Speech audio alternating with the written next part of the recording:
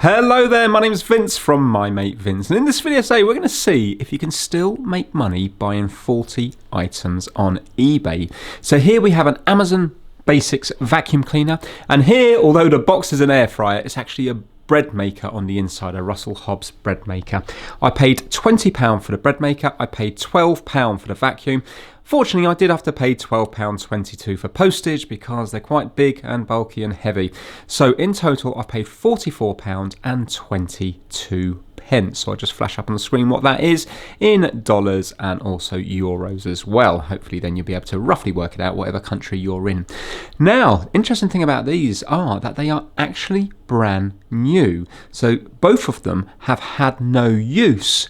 So it looks like they're kind of faulty from manufacture, or obviously they've gone to a customer and then they've been maybe faulty in transit and then they've been sent straight back. So let's see if we can fix these things. I'm going to start with the vacuum cleaner and then I'm going to move on to the bread maker, and let's see really if it's possible to turn a profit. Personally, I won't be selling these at the end. It's just going to be a theoretical profit of maybe what they would cost if you were to buy them new, and then what the used price of them would be. The hard thing here is that if I do get them working, these are not actually used, they are brand new items. So they might be worth slightly more than something which is sold as used. Anyway, let's get started. We'll start on this one here.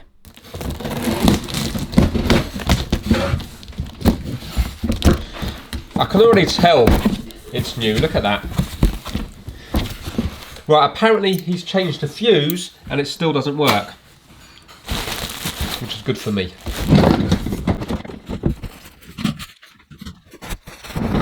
Well, I don't need to worry about all the attachments, do I? This is the thing we're interested in. Now, right, so, retractable. Yeah, I like that. Filter back here. Again, you can see that that is perfectly clean. So this hasn't had any use by the looks of it. So it must have damaged in transit. Now, I know the listing said that he changed the fuse, but I just want to check that for myself. 13 amp fuse, I'm not sure if that is correct or not. Anyway, that's not going to stop it from working. Unless of course it's blown. Which is not. Excellent. So what do you think it's going to be? I think it's going to be something to do with this switch here. So place your bets now. So let's plug it in. And turn it on. Excellent, brilliant. Right. Okay, so that's how you empty it out. In fact, we don't need that now, do we? So I'm unplugged, so hopefully it is going to be safe to work on now. So we have screws underneath here. Let's undo the screws and let's see what happens on the inside. So there's just 6 crosshead screws to undo, which is nice and easy. Some of them are set back a little bit, so you do need a long, thin screwdriver to get in there. Annoyingly though, even when I undo all these 6 screws, it still doesn't come undone because there's 2 little hidden catches, clips. Clips are the bane of my life. Lovely to put back together, impossible to take apart. Anyway, the 2 clips are basically up near the little rotating wheel at the front, the kind of caster wheel up the front. I'll show you them when it's taken apart.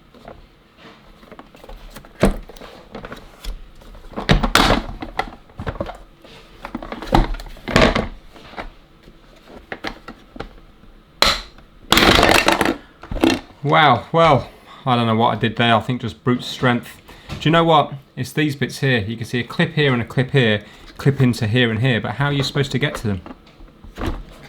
You know, there's no access holes underneath to push or from the top.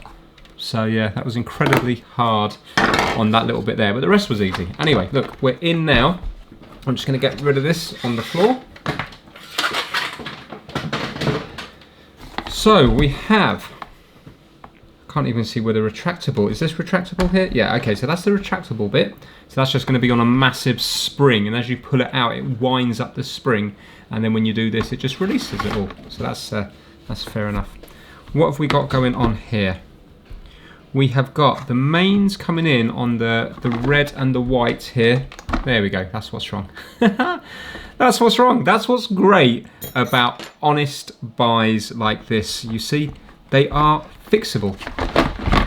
There you go. It is just not on that prong there. Can you see the little prong there? So we have the red one here and that one there. So if I get the plug, you should have continuity between these bits here and the red and that one there. Not bothered about the red because that's attached. Let's just see if we have got continuity, then we know that the actual cable itself is all right. The one that's hanging off is here, and it's not short into here, and then that one is going to be there, which goes through to here. Yeah, that's all that's wrong with it. Why that came off, again, could it be in shipping? Could it have been manhandled a little bit, kicked across the room like a football, and maybe it just popped off? Maybe it was never pushed in from the factory that well. So let's see how well it pushes in now.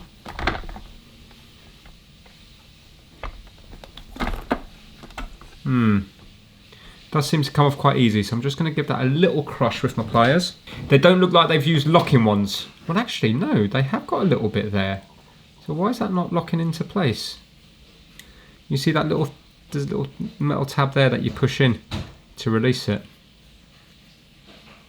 Just going to give them a little squeeze.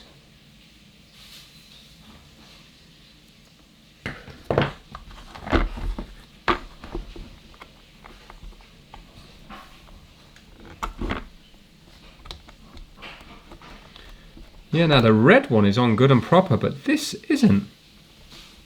Let me see if I can release the red one.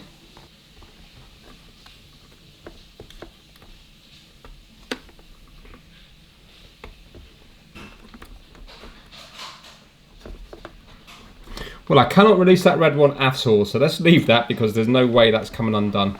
And let's see if we can maybe bend up the locking tab a little bit to try to get this to stay where it should be.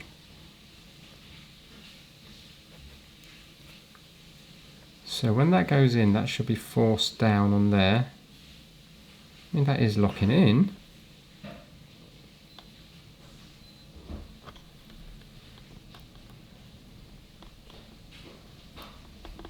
I'm just trying to bend it a little bit more.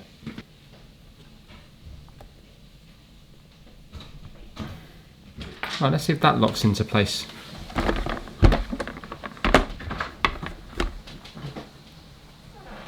I'll go from the top, the same as that one there.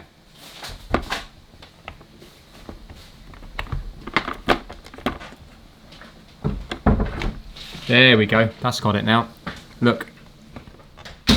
Yeah, that's fully locked in. They're both fully locked in now. That's just the plastic cover that's coming off. Yeah, that is not coming undone. Do you know what? I don't think that was from shipping. I think that wasn't really done properly at the manufacturer.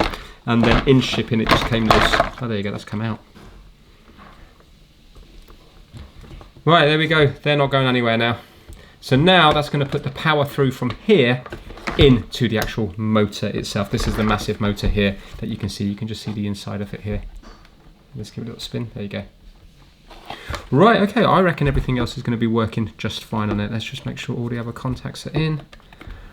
Let's put this back together and see if it's going to work.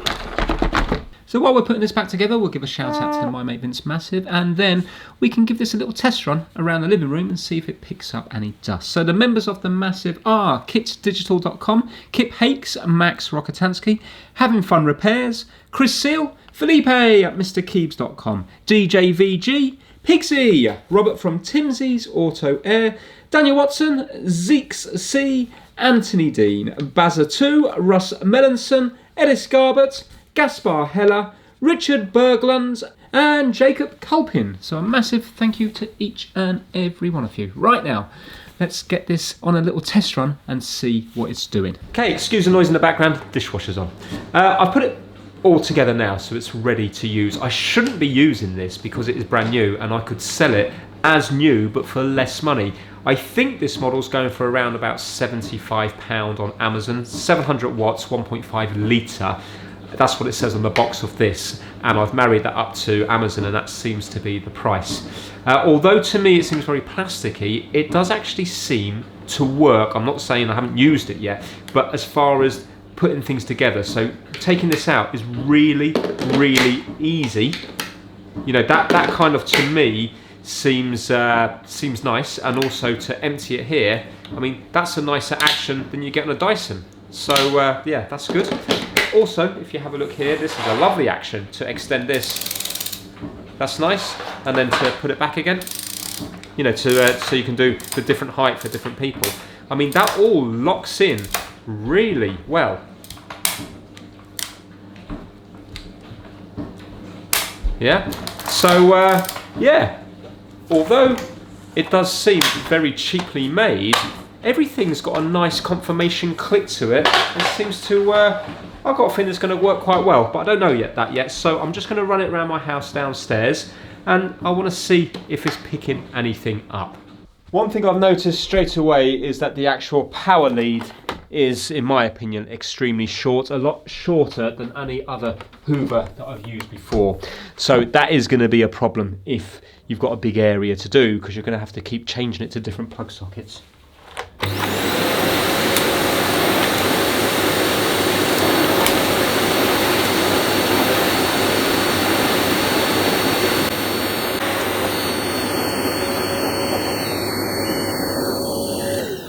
Wow, it has got a bit of serious suck on it. Look, this carpet's only been done a couple of days ago, and there's no animals or anything living in the house apart from me. And look at this. Look at all that already.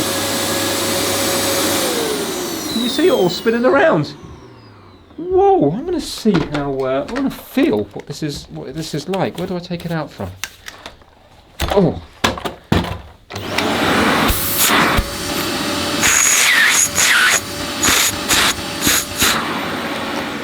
Well, you know what? That's not half bad whatsoever. That's worked a lot better than I thought it would. I called my wife down. I was like, look how good this works. And she was like, Vince, it works no better than the Henry Hoover. See, I normally use the Dyson battery powered one. So I suppose I've got used to that. And then when I come to this, which is mains powered, then I think it's really good. But she said, Vince, it feels flimsy. It feels cheap. And I know this looks cheap. I've already said that it looks like it's very plasticky. But to me, the mechanisms do work very well. But saying that, you know, if she says it looks flimsy, it looks cheap, then maybe it might be better to just stick with something like a Henry, because then you know that's going to last the test of time.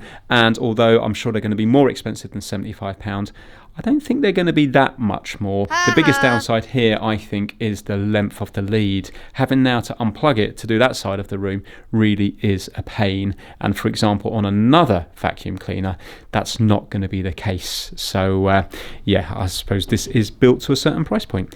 Anyway, it's good for what I paid. Let's move on to the bread kneader. Now, onto the Russell Hobbs bread maker here. And it says that it came as a returns pallet and has been opened up and tested by myself. And it heats up, all the buttons work, all the right noises are made, but the kneading arm doesn't spin.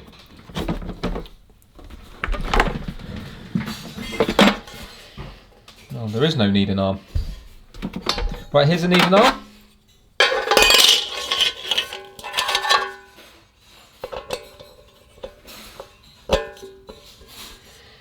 Okay, so that turns around there, but that's designed to come off because you need to clean that. So, hold on. Well, this is wedged in here.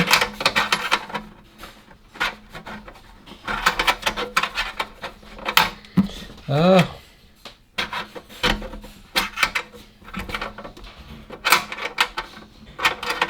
did that get in there?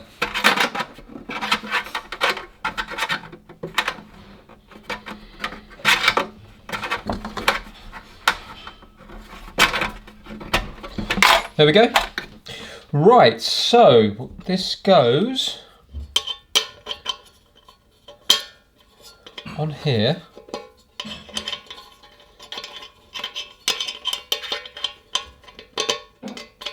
On here, but that's going to fall straight off again. Well, the reason it's not spinning is because there's nothing to make this thing here, if this turns, bit of broken plastic there. I mean, this is turning by hand, and it feels like there's resistance there. It kind of feels like a motor. So basically, this isn't attached to here or here. And you can't attach this to this because this needs to come out, because this is what you lift out to put your bread mix in. What I'm going to do is I'm going to have a look online just to see what sort of setup is at the bottom here. Maybe we're completely missing pieces and I might have to buy a new bread bin. Right, I've gone onto Amazon here. I've got to be careful, otherwise it's going to come up with all my details. But basically, I've typed in Russell Hobbs 18036 spares, because that's what this is, 18036.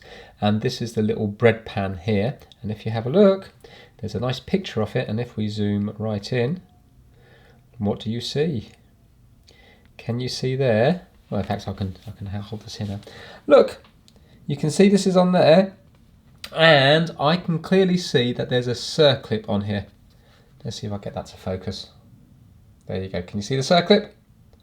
Fantastic. So basically, it needs to go on this way round. And we need to get a circlip on here. So let's just see, is there a little groove? Yes, there is. I can see the groove just here. There you go. Can you see the groove going around?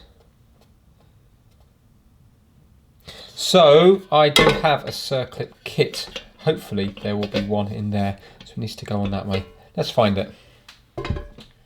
So this is my little circlip kit from Amazon, and I need to find one that fits. So what's this one going to be here? 7mm maybe?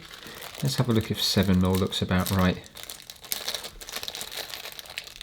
I call these circlips. I think they're down here as C-clips. External C, oh yeah, circlip, there you go. Right, is that going to be too... 7 is going to be a little bit too big. Let's try the next size up. Is that 8? 8. This is going to be the one.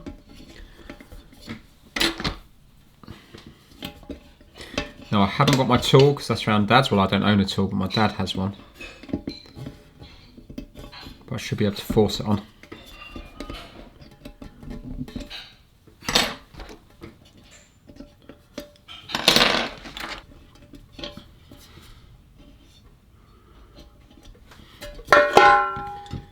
Do you know what I'm thinking? Oh, look, it moves up and down. That's why I'm struggling. Look, it goes up and down. I need to push this more up. Right. Now I think it's going to go in. I don't think it was going in the groove properly. I've got more room now to get it into the groove.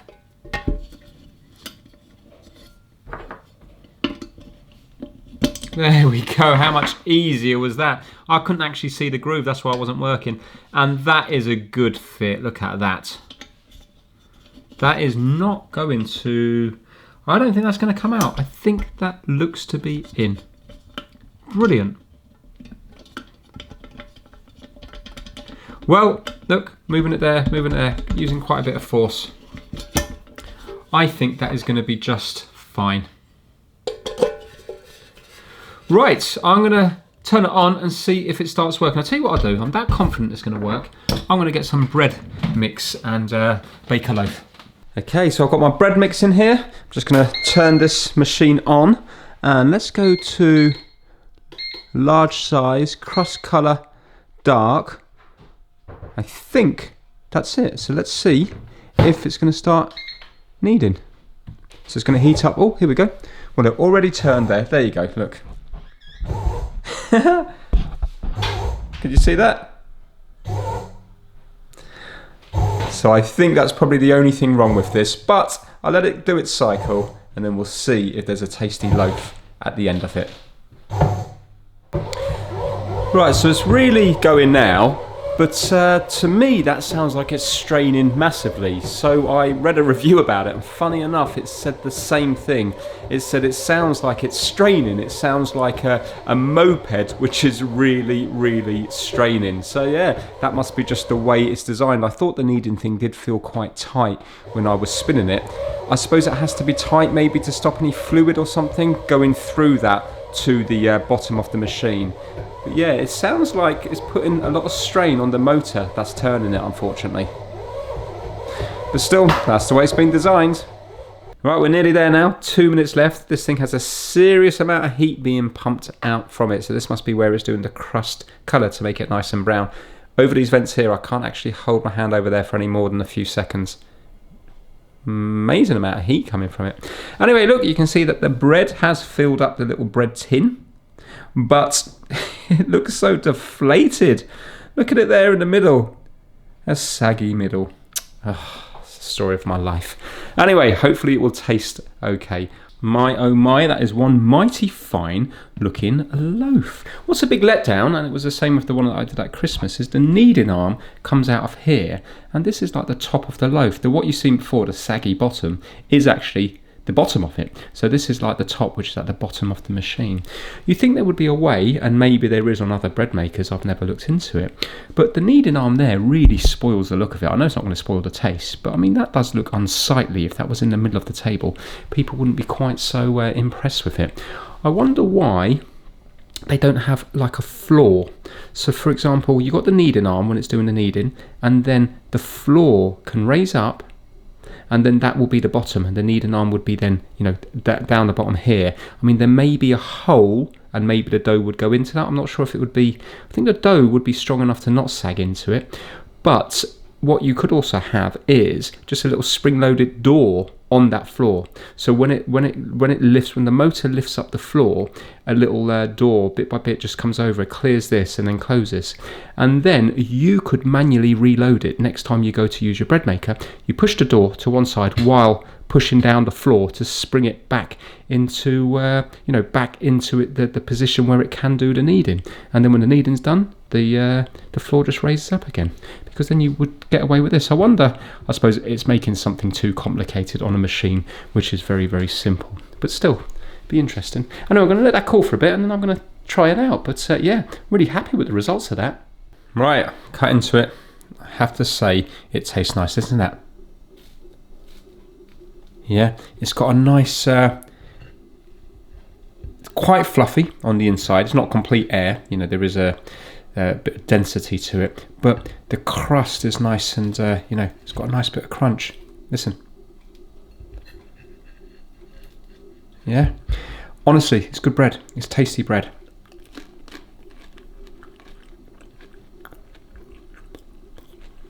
I like that. I like that a lot. Actually, it tastes like it's healthy for you as well. Right, let's finish up the video.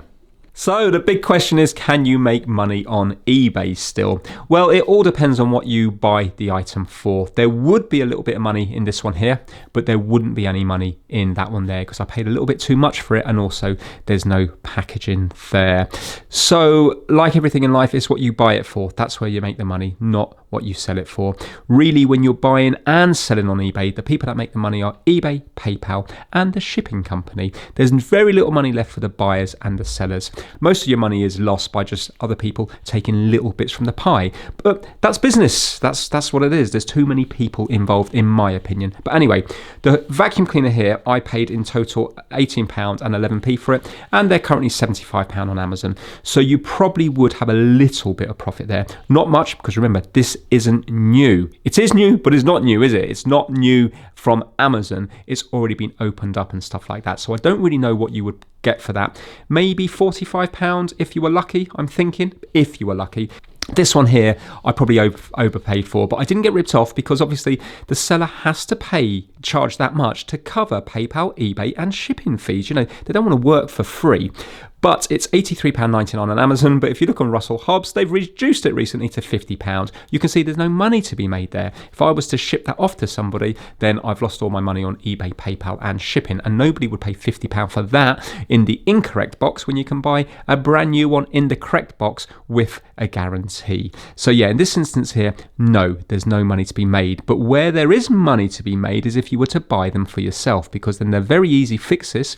And then you've got this here for £18 odd, and that there for £26. Or if you were to give them to friends and family, which is what I'm going to do. I thought it was quite interesting anyway, but it shows you how money's eaten up by everybody having just a tiny bit of that pie. There's not much pie left for the actual person doing the majority of the work. But still, I think an enjoyable video and lovely, honest fixes. I love things like that, seeing what went wrong on new items. If you enjoyed this video, give it a massive thumbs up, and I will hopefully see you all very soon. I'm going to finish off my bread, which I slightly toasted and put a bit of butter on. Yum, yum. Take care, everyone.